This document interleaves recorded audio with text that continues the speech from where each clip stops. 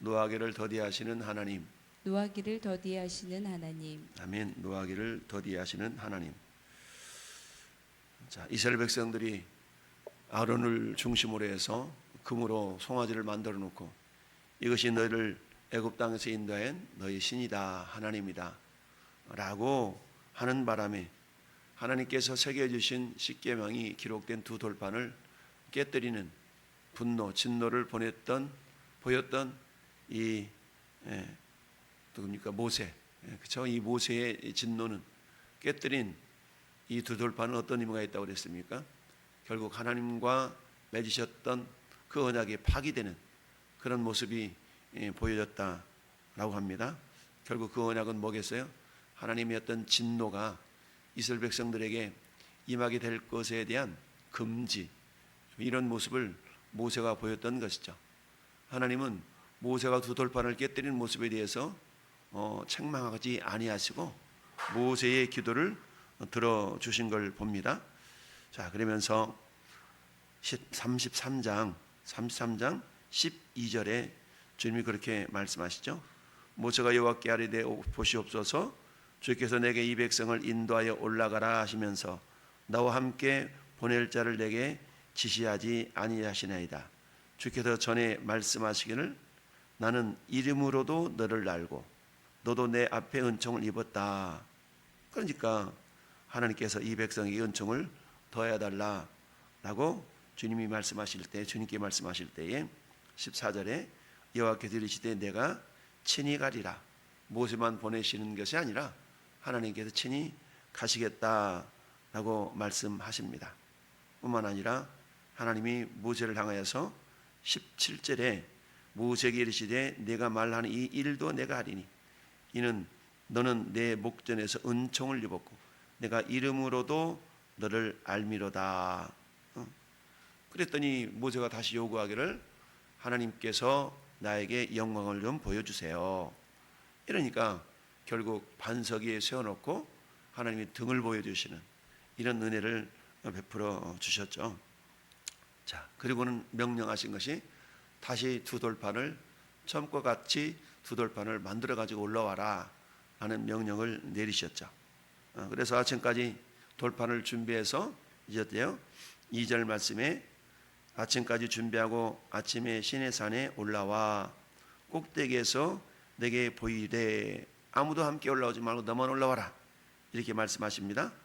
이처럼 하나님이 모세를 시내산 정상으로 불러 올라가셨다가 내려갔다 올라갔다 내려갔다 한 게 한 번에 모든 것을 다 이루신 게 아니고 모세는 정상에 올라가서 말씀을 듣고 다시 내려왔다가 정상에 올라가서 말씀을 듣고 다시 내려왔다 이렇게 반복하기를 오늘 34장 4절에도 명령대로 두 돌판을 손에 들고 시내산에 올라갔다. 이게 올라간 게 7번째 올라간 거거든요. 그러니까 하나님 말씀을 받으러 모세는 올라갔다 내려왔다 하는 길을 수차례 반복했던 것을 봅니다. 자, 오늘 말씀의 제목이 노하기를 더디하시는 하나님이라는 제목인데요. 자, 그러면서 하늘 앞에 올라갔더니 여호와께서 구름 가운데 강림하셔서 말씀하시기를 6절 말씀에 여호와라 여호와라 자비롭고 은혜롭고 노하기를 더디하고 인자와 진실이 많은 하나님이라 라고 하나님의 정체성을 말씀하십니다. 그러면서 인자를 천대까지 베풀며 악과 과실과 죄를 용서하리라. 사랑의 하나님의 모습이겠죠. 그러나 벌을 면제하지는 아니하고 아버지의 악행을 자손 3, 4대까지 보응하리라. 공의의 하나님. 우리가 하나님의 속성을 크게 두 가지로 표현할 때 하나님은 사랑의 하나님이시다. 하지만 또한 하나님은 공의의 하나님이시다 라고 말씀합니다. 7절 말씀 속에 나타나 있는 하나님의 사랑과 공의의 모습을 이렇게 생각해 볼 수가 있습니다. 인자를 천대까지 베풀며 인자, 헤세드 하나님의 사랑은 천대까지 이른다. 천대라는 것은 우리 사람의 상상할 수 없는 그런 먼 기간, 즉 하나님의 사랑이라는 것은 영원하다라고 이해할 수가 있습니다. 그렇지만 하나님께서는 그 사랑이 영원해서 악과 과실과 죄를 용서합니다. 그러나 벌은 면제하지 아니하고 아버지의 악행을 자손 3, 4대까지 보응한다. 이건 하나님의 공의를 나타내고 있는 말씀이죠. 여러분, 보통 우리가 하나님의 사랑과 공의를 가장 완벽하게 드러낸 모습이 어딘가, 무엇인가 라고 질문을 할 때에 그것은 예수 그리스도 십자가다라고 말씀합니다. 요한복음 3장 16절에 하나님이 세상을 이처럼 사랑하사 독생자를 주셨으니 세상에 있는 전에 여러분들을 하나님이 사랑했어요. 어떻게 사랑했어요? 이처럼 아주 매우 so loved. 하나님께서 매우 사랑했다는 얘기죠. 근데 그 사랑의 모습으로 어떻게 하셨다고요? 우리가 죄인이었지만 로마서 5장 8절의 말씀처럼 우리가 아직 죄인 되었을 때에 그리스도께서 우리를 위하여 십자가에서 죽으심으로 하나님께서 우리에 대한 자기 사랑을 확증했다. 즉 하나님 우리를 사랑하시는 사랑의 모습이 뭐라고요? 예수 그리스도를 이 땅에 보내셔서 우리 모든 죄짐을 다 담당하게 하시고 십자가에 죽으신 것, 이것이 하나님이 우리에게 보여주신 사랑의 모습이죠. 인간은 죄 때문에 하나님을 배울 수도 없고 만날 수도 없지만 그러나 하나님의 사랑이 크시기 때문에 그 사랑을 인간에게 보여주신 사건이 뭐예요? 하나님은 거룩하시고 인간은 죄인이기 때문에 거룩하신 하나님이 죄인이 인간을 상대할 수 없어요. 하나님과 인간이 상대하기 위해서는 어때요? 하나님이 우리 죄를 보지 않으셔야 되고 죄를 가리우셔야 되고 이런 사건이 있어야 되죠. 이게 하나님의 사랑의 모습. 그런데 어때요? 그 사랑의 하나님은 우리 인간 스스로가 죄 문제를 해결할 수 없기 때문에 죄 문제를 해결하시기 위해서 죄가 없으신 예수 그리스도를 이 땅에 보내시고 우리 인류의 모든 죄를 예수님에게 다 담당시키셨도다. laid on him, 다 떠넘겼다라는 얘기죠. 그래서 죄 없으신 예수님이 죄 있는 모습으로 결국 십자가를 지시게 된 것이죠. 따라서 하나님의 사랑은 우리를 천대까지 인자를 베푸시는 것이지만 그 하나님의 공의는 우리를 죄 있는 상태로 그대로 용납하시는 것이 아니라 우리에게 있는 그 죄 문제를 해결하셔야만 된다. 이게 악과 과실, 죄를 용서하시지만 그러나 벌은 면제하지 아니하고 아버지의 악행을 자손 3, 4대까지 보응한다. 그러면 그 벌을 면제하지 않고 어떻게 했어요? 그 벌을 예수님께 물으신 것이죠. 그래서 우리 하나님은 우리의 모든 죄를 다 죄값을 물으셔야 되는데 예수님께서 그 벌을 대신 담당하셨던 것이죠. 따라서 우리가 지불해야 될 그런 값을 예수님이 대신 지불하신 것이죠. 그래서 요한복음 19장 30절에 내가 다 이루었다. 다 이뤘다. 테텔레스타이. 이 말은 어떤 의미예요? 이게 기본형인 텔로스라는 말이고 텔로스라는 말은 끝이라는 얘기고 임금, 급여 이런 말도 있거든요. 그러니까 뭔가 내가 노동을 했으면 노동에 대한 대가, 급여가 있어야 되는데 이걸 텔로스라는 단어를 사용합니다. 그런데 주님께서 죄에 대한 대가, 죄도 마찬가지, 죄에 대한 대가가 반드시 있어야 된다는 얘기죠. 근데 그 대가를 어때요? 예수님이 대신 지불하셨다라는 개념으로 텔로스라는 단어를 사용한 것이죠. 그래서 예수님 십자가에서 테텔레스타이라고 외치시면서 다 이루었다. 내가 모든 인류가 지불해야 될 죄의 대가를 대신 지불했다라는 그런 선언이셨던 것이죠. 그러니까 오늘 7절 말씀에 인자를 천대까지 행하시는 하나님, 사랑이 무한하시는 하나님, 인자가 풍성하신 하나님. 그러나 어때요? 그 사랑은 싼 값없는 그런 사랑이 아니라 엄청난 대가가 필요한 사랑이었죠.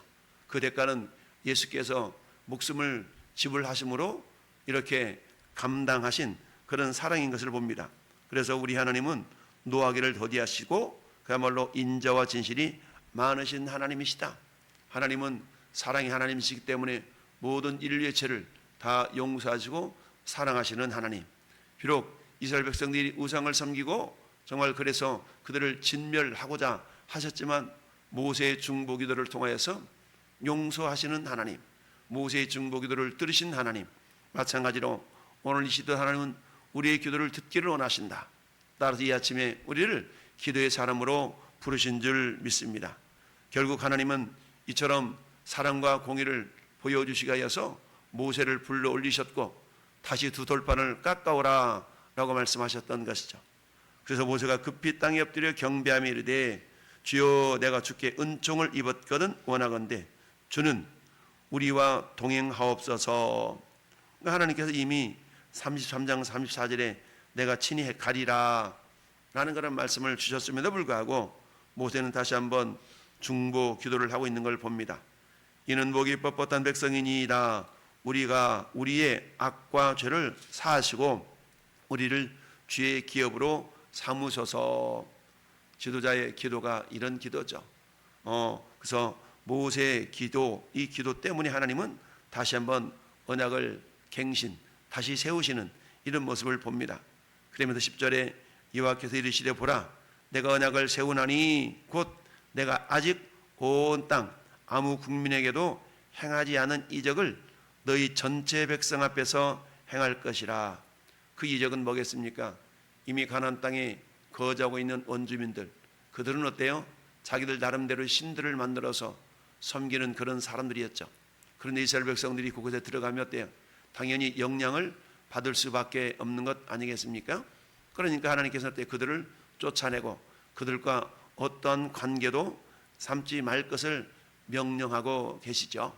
왜냐하면 하나님께서는 이스라엘 백성들을 거룩한 백성 삼으셨는데 그 거룩함이 훼손당하지 않기를 원하셨기 때문에 그렇다.